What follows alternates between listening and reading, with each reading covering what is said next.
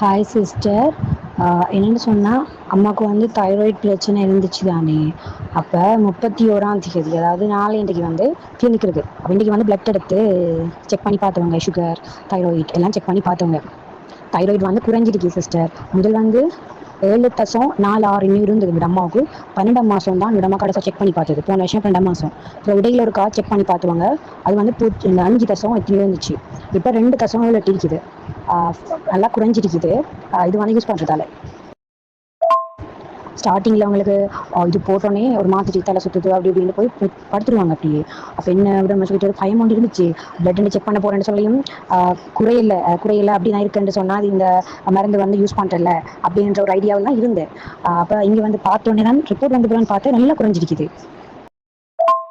ஓம் sister, அம்மா வந்து ஹாப்பியாக இருக்காங்க. ரிப்போர்ட் வந்தோடனே இங்கே பக்கத்தில் டாக்டர் வந்தார். அவர்கிட்ட கொடுத்து பார்த்தேன். அவர் பார்த்துட்டு சொல்லி வச்சு பார்த்து குறைஞ்சிருக்குது, தைராய்டு குறைஞ்சிருக்குன்னு சொல்லி அண்ணா கால் பண்ணி சொல்லிட்டான் குறைஞ்சிருக்குன்னு சொல்கிறாங்க அம்மா சொல்லி. அப்புறம் வீட்டை வந்து அப்புறம் இங்கே வந்து பார்த்தேன்.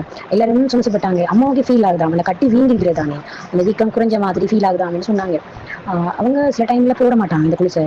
எனக்கு ஒரு மாதிரி இது போட்டால் அந்த வயிறை வந்து பிச்சு பிச்சு எடுக்கிற மாதிரி இருக்குமாம். சரி, இந்த மாதிரி பசி மயக்கமாக இருக்குமாம். ஏதாச்சும் சாப்பிடும் போல இருக்கும் இந்த மாதிரி சொல்லுவாங்க. அப்பான்னு சாப்பிடுவாங்க, அது எல்லாம் பசிக்குமா, அந்த குளிசை போட்டதால பிச்சு பிச்சு எடுக்கிற மாதிரி இருக்குமா வயிற்றுல அப்படின்னு சொல்லுவாங்க. பயம் மாதிரி நம்ம ஏதாச்சும் தப்பா அதை செய்யறோமோ அப்படின்ற மாதிரி இருந்துச்சு. அப்புறம் சும்மா நம்ம எடுத்து கொடுக்குறது தானே. நான் அந்த ஏற்கனவே போட்டிருந்தாங்க ரிப்போர்ட் எல்லாம் போட்டிருந்தவங்க. அதை பார்த்துட்டு தான் நான் கிட்ட சொல்லி எடுத்தேன். ஓகே, ட்ரை ஒன்று கொடுத்து பார்ப்போம் எனக்குன்னு சொல்லி ஒருக்கா யூஸ் பண்ணி பார்த்தா விலங்கும் தானே என்று தான் பயம் இல்லாமல் எடுத்தது. வீட்டை எல்லாரும் சந்தோஷப்படுறாங்க. அப்பெல்லாம் சிறிய மாதிரி சந்தோஷப்படுறாங்க. திரும்ப எடுக்கணும், முடிய போடணும் என்று சொல்லிக்காங்க.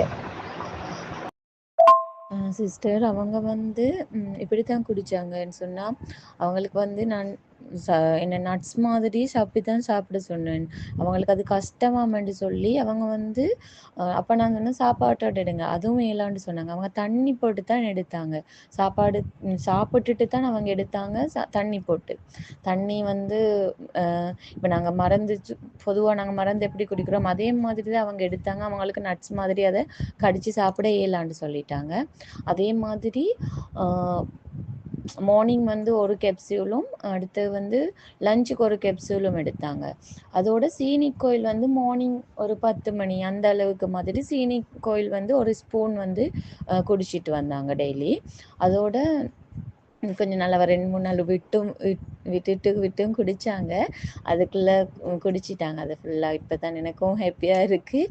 அடுத்தது இங்கினி மில்க் அவங்க வந்து தொடர்ச்சியாக யூஸ் பண்ணிட்டாங்க. நான் டைம் கொடுக்கல அவங்களுக்கு. ஓகே, இங்கினி மில்க் எங்களுக்கு எந்த டைமும் ஓகே தானே குடிக்கிறதுக்கு.